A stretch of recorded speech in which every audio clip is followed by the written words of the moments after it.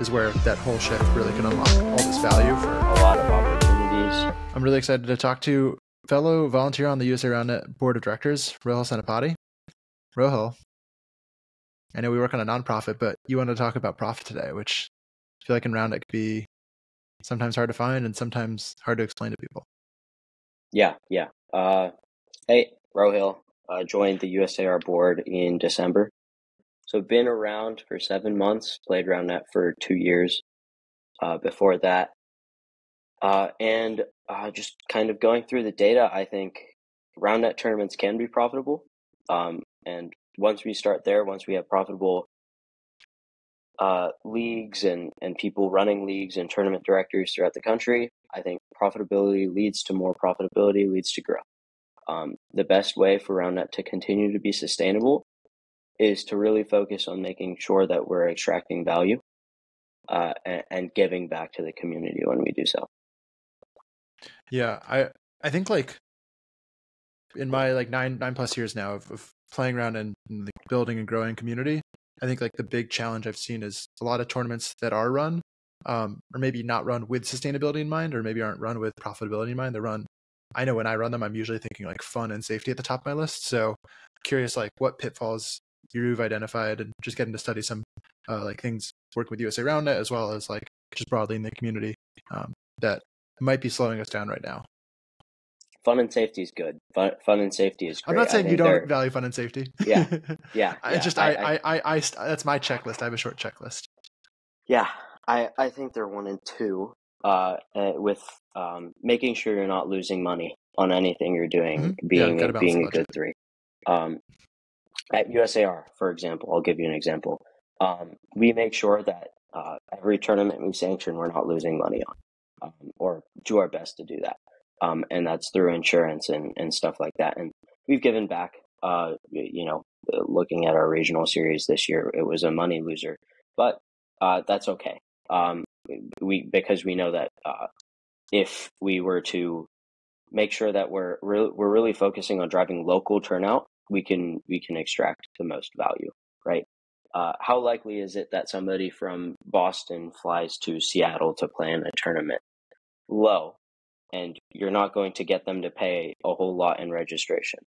How likely is it somebody that lives in Seattle goes to a tournament 20 minutes away from them? Very high. And focusing on making sure that we get as many of those players out as possible is important. And at USAR, I think we can do a good job of setting up the back end for that. In making sure that a college student that just moved to Seattle knows that Seattle Roundnet exists, or I think it's Pacific something Roundnet. And so the better we do at making people that have already played before come back and keep playing, the more profitable we can be. And that comes from your first 2 pillars of making sure people have fun and people are safe at our tournaments. And that goes for everybody, but most importantly at first. Yeah, I just want to emphasize, I feel like the average person who is probably consuming this and plays like more rounded tournaments thinks a lot about like the travel, the Boston to Seattle, not the local side of things, because one other element of the fun of Roundnet is also it's a reason to go check out a new city versus just focus on the athletics and the sports side of things. So I know from my experience, like that not only is it like harder to justify and get more value out of a tournament if you're spending hundreds of dollars on flights, but I just want to flag, I think that's a big like, mindset shift we're going to have as a community, is that not only is there more value in building your local community for lots of other reasons, and we can get into that, but just that it's a lot more effective. Like your dollar stretches much further if you focus more of your energy, and if we as players focus more of our time on the local. Of course, like it's great to have a Team USA, a national championship, a world championship, but not every event can be a world championship. Yeah. And I think I agree with everything you say. Not much. Yeah, we can't really support that. Like not only can like TDs not necessarily support that as well, but players, I think, like they can't support themselves doing that sustainably. So finding like a way to make Roundnet a sustainable hobby sport outlet versus being an expensive travel hobby, is where that whole shift really can unlock all this value for local community and then organizers, and then really like players too. I'm curious if there's a particular example you wanted to lean in on, places you've seen the local community thriving more. I know you've analyzed some data across the US. Where should we start? Yeah. So I've done this twice now. I've gone through all our members and figured out where we're growing, where we're not growing, and really figured out who's doing a great job of this. This year, Colorado, great. They've run one major, one sanctioned tournament. Lets us track a few like 50 new players, and that's great. One sanctioned tournament bringing out 50 new people to the Roundnet ecosystem. If they play in one tournament, say $25 in registration.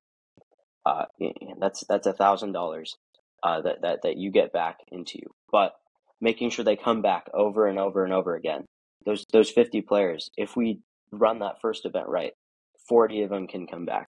And making sure that we continue to get people to come back really drives value into Roundnet. And at USAR, that's one thing that I'm working on, is making sure that we do a better job of making first-time tournament goers become second-time tournament goers. Right now, our retention rate is low, and that means that we have to do a better job of keeping that high, and thus keeping our cost of acquiring new players low. It's easier to get someone that has come to a tournament to come back than to find somebody who's never heard that Roundnet tournament exists come to one in the first place. In the ideal world, but right now, maybe that's not being met, and so ensuring guidelines to make sure that everybody has fun and stays safe and knows that we're having more events is important. Yeah, obviously, like that continuity in like your local community is like a huge building block. Right now, there aren't so many communities that have like that regular continuity. There's maybe just events. My plug for like anybody that's doing just the event side of thing would be to really promote also the play. I've had a couple of really good conversations recently where players are noting like tournaments are really a product not of just the past tournaments, but also of the community building that's going on day to day, week to week, where you have people coming out, you're getting new people just dropping in. Similarly, because a tournament is a big commitment, so getting that person to go to their first or second tournament usually is on the back of them playing pick up in a community where they're excited to then come out and compete and get to play more people, not like going from zero to tournament. That's usually the people that go see zero to tournament are the fastest to go from tournament back to zero. I'm curious. Just thinking about like retention for players. I'm super curious if you've got any notes on our like first time tournament goers. Are they coming from really far away for some of these sanctioned tournaments, or are they now finding like more local sanctioned ones? I'll take a look at that right now. Reasonably far away. So, okay. I'll give you an example. At Chattanooga, we had 217 total registrants. That's like in the our Southeast system. Regional / like STS Challenger for those who don't remember from April. Yes, and let me pull this up. And of those, 213 of them came from really far away. Okay. By really far away, I'm talking greater than 75 miles. But the closer that you were to the location that the tournament was being played, the more likely you were to be a first time tournament goer, and that makes sense. That makes sense. That's the first sanctioned tournament in Chattanooga. I think that's the other weird thing when we talk about like new players right now is there's been lots of Roundnet tournaments throughout the years, but from a data tracking side of things, like because not many of them have been sanctioned historically, and more hopefully will continue to be. We're not like actually tracking who is playing Roundnet. I'm curious, like if you want to speak to, I'm happy to also like the point, not just from a rankings and like national series side of like having the events or the insurance and all that support, but just like why should people be playing in or sanctioning events for Roundnet, whether it's here or anywhere else? Yeah. One, sanctioned events lets us keep track of who we are who's playing Roundnet at a national level. And keeping track of that has two benefits that I can think of. One, we can tell people that we know you live here. There's another event happening here that you near you that you might not know about. You should go play in that event too. And then two, once we get to scale, we can go to media and newspapers and go, hey, there's this tournament that's happening on this day. And we expect this many people to come to this tournament based on how many people are in the area, and local media outlets dig that. That's how pickleball grew. Is a bunch of emphasis on local media turning into national, state media turning into national media, and running sanctioned tournaments lets us do stuff like that. It's a lever for growth, and it's probably one of the more important levers for growth, just because we can't tell where to put resources towards if we don't know that you guys or you people have communities that are growing, and the best way that USAR can know that is through something like running a sanctioned event. Yeah, those both make sense. And then one more I want to add is similar to like the national media side of things is we took like a lot of talk in the community about going to the Olympics and making Round an Olympic sport. Is one step there is the USA Roundnet needs to become a member of the US Olympic and Paralympic Committee, and things like how many members we have, how many events we have, what our engagement is, how long like players are staying in the sport and playing. All those metrics, the better we can track those, make the case much easier to be accepted and validated over time. So just I want to continue always reminding folks of that. I know the Olympics are like a very good goal and very topical right now in the summer. Olympics going on right now. Yeah. Again, more data, at least in the case of a national governing body, is a great thing. If you are running a regional governing body or a local or an LRO, I forget what that local stands communities, for. yeah. There we go. Local Roundnet community organization. Yeah, feel free to reach out if you want data specific to your region. We'll do our best to make sure it's clean and that we can provide it to you. And I'm sure there's a bunch of cool things that people can do with that I don't know how to do. My background is in engineering, not data science. And otherwise, I'll just add like there's always room for I think more communities and more organizations. So lots of folks might be wondering like how do I even get started? I mean, everyone starts from zero, and one small plug I'll note is like sanctioned events don't have to be the biggest events. Like they just have to follow a certain standard of administration. And I think that's the important thing is not every event's going to have 100 players, but if you add up 10, 20 players at a time, it really starts to stack up when we think about getting in front of media, eventual sponsorship as well as the USOPC. So those are the big picture goals. Absolutely. What else have I not maybe touched on like what are some other areas for improvement as far as like event profitability or other things that you've been thinking about? Yeah. I think the way we've chosen to kind of restructure USAR is making sure that our people, i.e. our volunteers, are happy and entrepreneurial. But then we move on to players. So at an event, we want to almost treat our events like they're like we're in the hospitality industry. We want to make sure that people are having a good time, and that means if somebody's traveling to I don't know, what's a place with good food? Boston has pretty good food. From the Midwest, we give them an opportunity to go eat lunch at not a Jimmy John's. Maybe that's a good idea. I think it all goes back to the fun and staying safe angle of that. So that's the first thing. Secondly, I think just making sure you're watching your costs when you're running an event. It's great to say, hey, all profits from this event are going to the prize pool.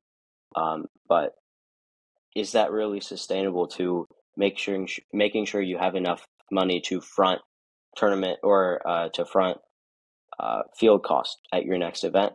Probably not. Is that really enough money to make sure that maybe you're able to bring up food trucks to your next event by fronting some of that cost? And maybe you as a tournament director are wanting to turn this into a side hustle.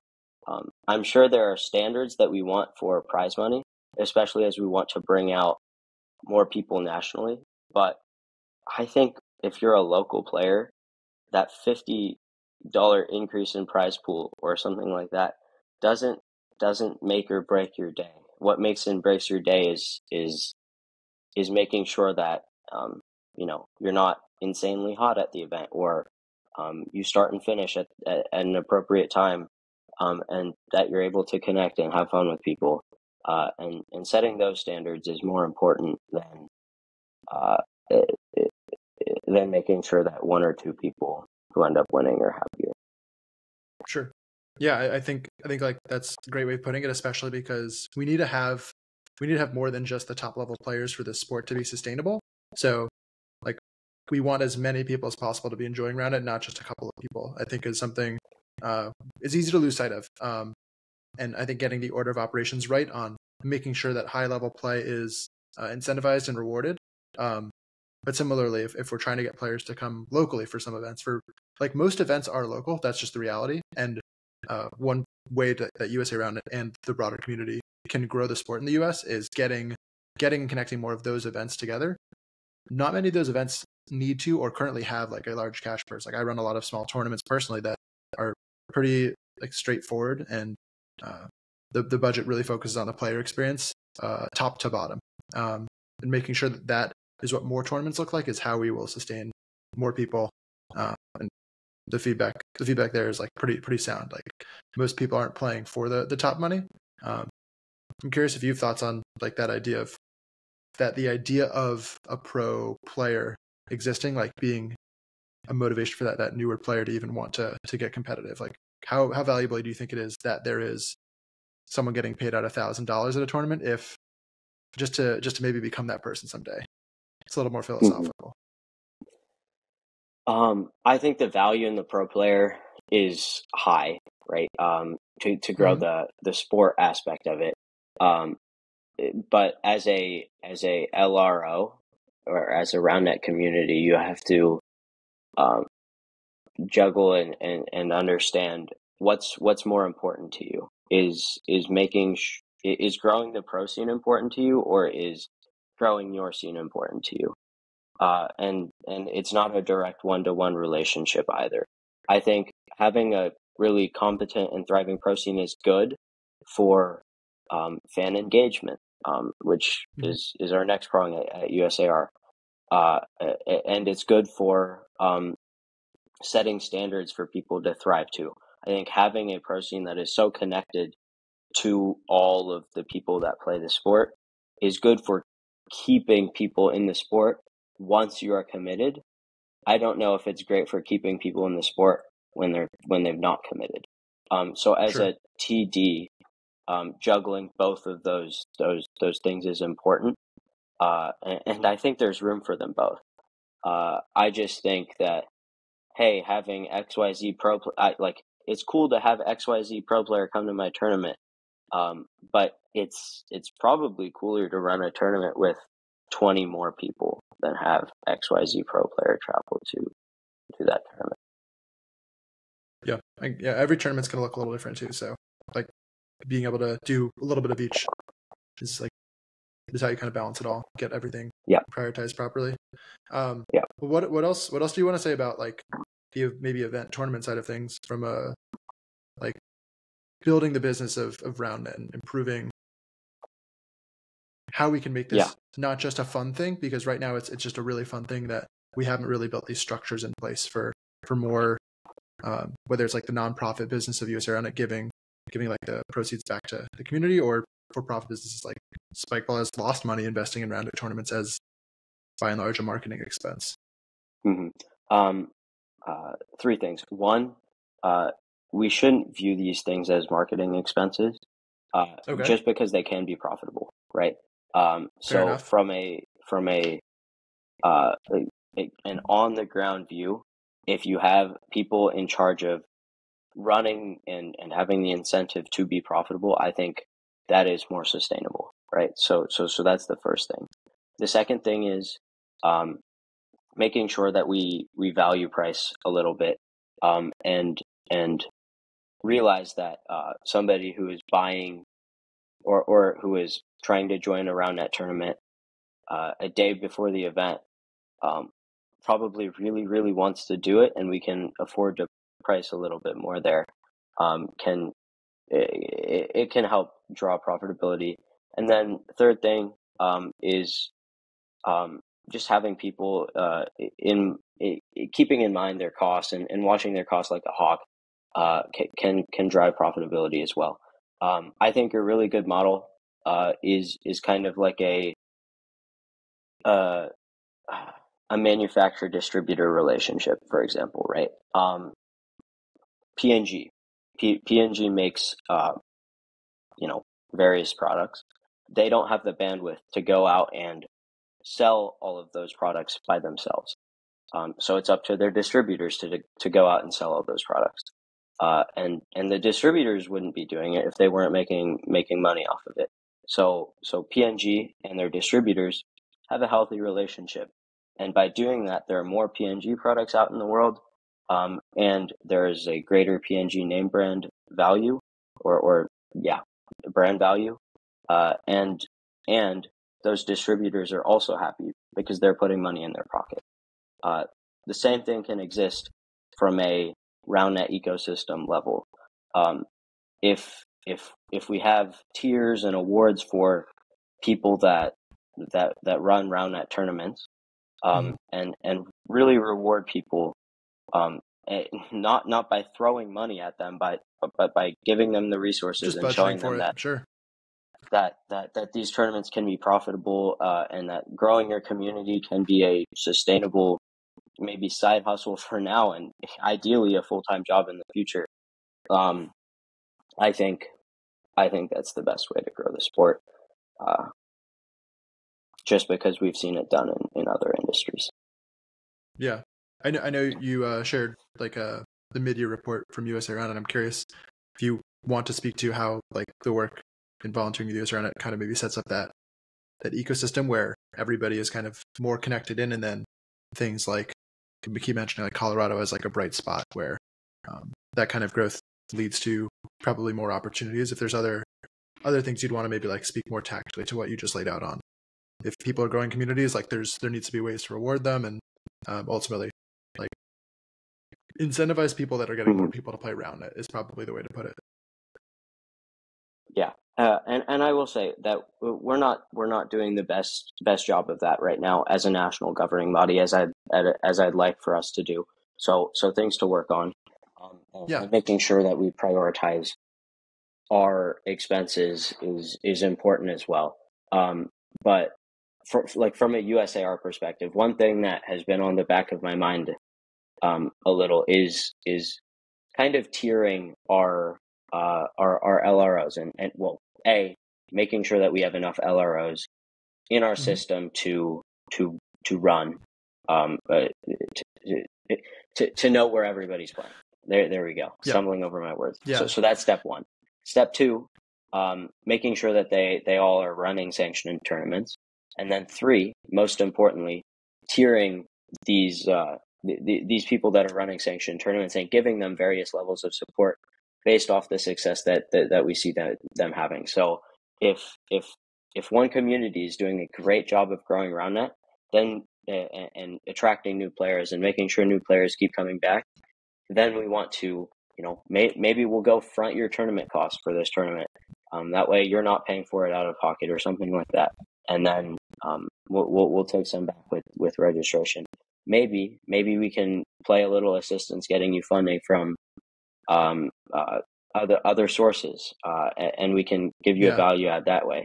The sports tourism boards, we're getting more tourism for some of those bigger events, right? Is like getting more people stay in hotels, other checkbox activities that in a lot of ways, like we're not really playing the game of unlocking funding that is out there for sports right now. And it's because we're not like nobody is, but like collectively in the US, we're not doing a great job of looking outside the box and thinking like, hey, if we just looked and behaved more like some other sports and organizations out there, like they're getting funding. Let's learn from them. Let's apply those lessons.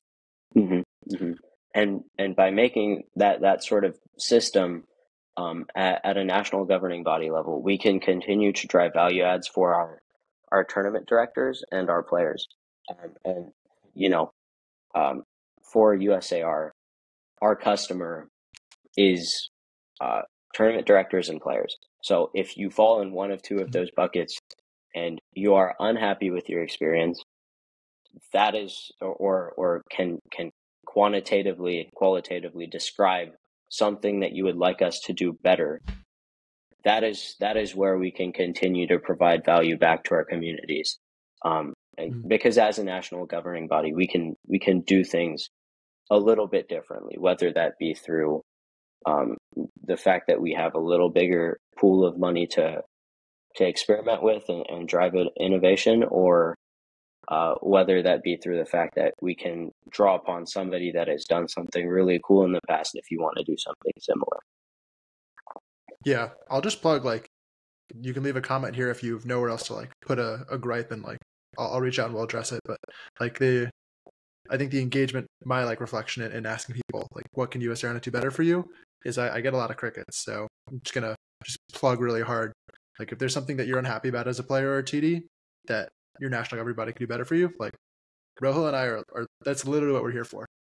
And so is the rest of the board of directors, as well as a lot of other volunteers that put in a lot of time. So like help us help you is I think like the big push from a national governing body side of things. Yep. Little plug in there with a lot of the talk on improving business.